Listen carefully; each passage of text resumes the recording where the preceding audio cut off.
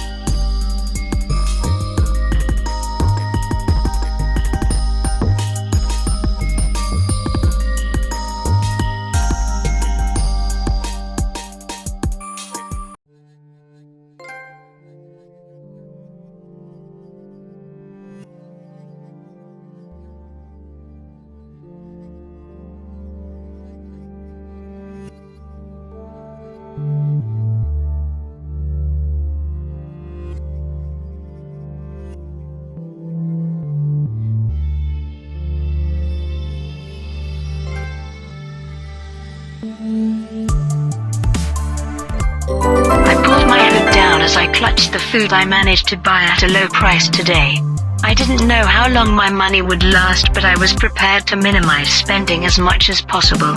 This was going to be my only meal today, and it was already sundown. This was the only way to stretch my money.